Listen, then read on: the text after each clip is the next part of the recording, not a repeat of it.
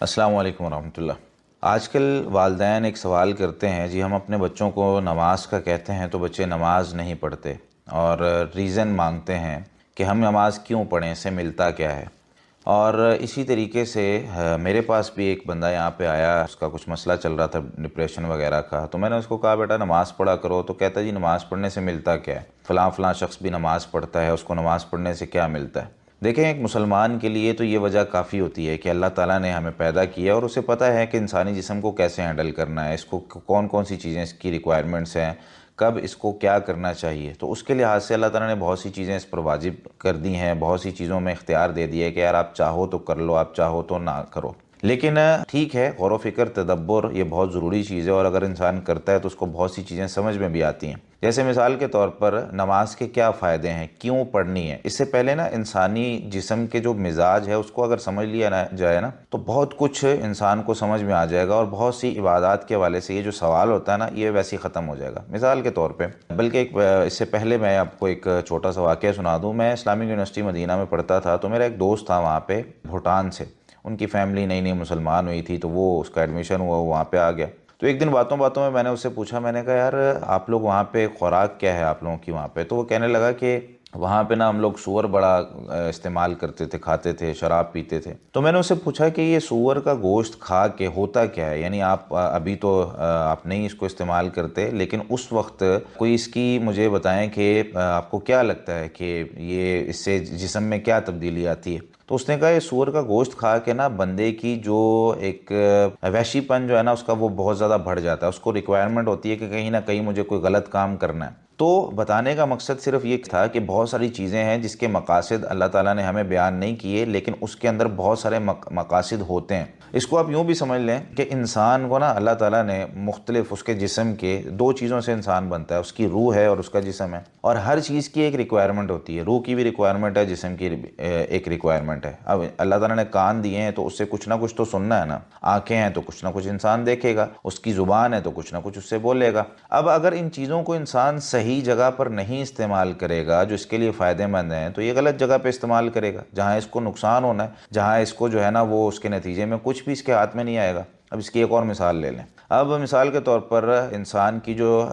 خواہشات ہیں، شہوت ہے، اس کے لیے وہ اس کو پوری کرنا ضروری ہے۔ جب انسان بالغ ہو جاتا ہے تو اللہ رب العالمین کی طرف سے پھر ایک حکم ہے کہ بھئی جب یہ سمجھدار ہو جائے، بالغ ہو جائے، اس کی شادی کر دیں، یہ اپنی ضروریات جو ہیں وہ وہاں سے پوری کرے۔ لیکن اگر نہیں کی جاتی تو انسان غلط جگہ پر اپنی خواہشات کو پوری کرتا ہے، تو صحیح جگہ نہیں کیا تو غلط جگہ استعمال کرتا ہے، پھر وہ جو ہے وہ گناہ کی طرف جاتا ہے، زنا کی طرف جاتا ہے۔ تو پتہ کیا چلا کہ انسان کی جو ریکوائرمنٹ جتنی ہے اس کے حساب سے اللہ تعالیٰ نے اس پر وہ چیزیں ضروری قرار دی ہیں کہ یہ چیز تمہاری جسم کی ریکوائرمنٹ ہے، تم یہ کرو گے تو تم محفوظ رہو گے، وگرنہ تم گناہ کی طرف چلے جاؤ گے، غلط کام کی طرف چلے جاؤ گے، جس سے تمہیں ٹینشن بھی ہوگی، جس سے تمہیں بیماریاں بھی پھیلیں گی، فلاں فلاں جو بھی اس کے نقصانات ہیں، آپ اس کی لمبی ایک فہرست بنا سکتے ہیں۔ اسی طریقے سے نماز ہے۔ اب جسم میں جو اعضاء کے جسم میں جو ہاتھ، پاؤں، ناک، یہ ساری چیزیں ہیں ان کو کسی نہ کسی طریقے سے استعمال کرنا بہت ضروری ہے۔ تو اللہ تعالیٰ نے اس کے لیے ایک، اس کو ایکسرسائز کا نام دے لیں آپ، یا جو بھی آپ کہیں، کہ نماز اللہ تعالیٰ کی طرف سے ایک فرض چیز ایسی ہے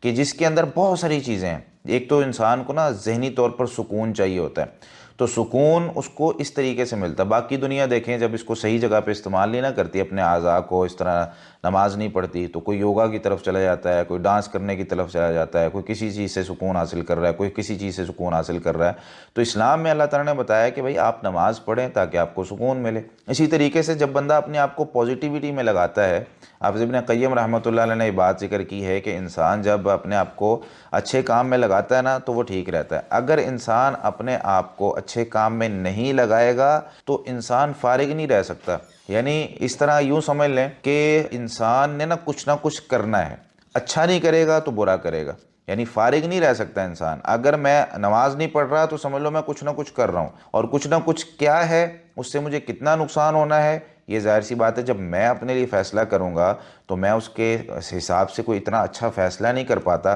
کیونکہ مجھے تو ساری چیزیں پتہ ہی نہیں ہیں۔ اللہ تعالیٰ نے جو دنیا کا نظام بنایا ہے یونیورسل، ایک اس کے اندر ساری چیزیں انسان کی سب کی ریکوائرمنٹس کو دیکھ کر اس کے جسم کی ساخت اور اس کو جو جو چیزیں جیسے جیسے ضرورت ہے وہ بتا دی، اور فرمایا کہ ان الصلاۃ تنہی عن الفحشاء والمنکر، کہ بے شک نماز فحاشی اور برائی سے روکتی ہے۔ یعنی بندہ جب پازیٹیو کام کر رہا ہوتا ہے تو نیگیٹو کام سے رک جاتا ہے، جب نماز پڑھ رہے ہوں گے تو ظاہر سی بات ہے بہت سارے کاموں سے رک جائیں گے۔ جب بندہ مسجد آتا ہے تو بہت سی غلط جگہوں پہ نہیں جائے گا، اس ٹائم میں سینما نہیں جائے گا، اس ٹائم میں اور کوئی غلط کام نہیں کرے گا، اور ذہنی سکون بھی اس کو ملے گا، جسمانی سکون بھی اس کو ملے گا۔ تو اس پہ بہت لمبی بات بھی ہو سکتی ہے، بہت زیادہ مثالیں بھی دی جا سکتی ہیں، لیکن ہمارے لیے صرف اتنا کافی ہے کہ ہمیں اللہ نے پیدا کیا ہے، اور ہمارے جسم کی جو ریکوائرمنٹ ہے اس کے مطابق نماز ایک جسم کا ایک بہت اہم حصہ ہے، اینٹی بائیوٹک کا یہ کام کرتی ہے۔ یعنی اگر بندے کو اس کی ڈوز روزانہ 5 وقت ملے گی تو بندہ ٹھیک رہے گا، وہ صورت دیگر بندہ ٹریک سے اتر کے غلط رستوں میں چلا جائے گا، جس کی وجہ سے اس کو دنیا میں بھی نقصان ہے اور آخرت میں بھی نقصان ہے۔ جزاکم اللہ خیرا۔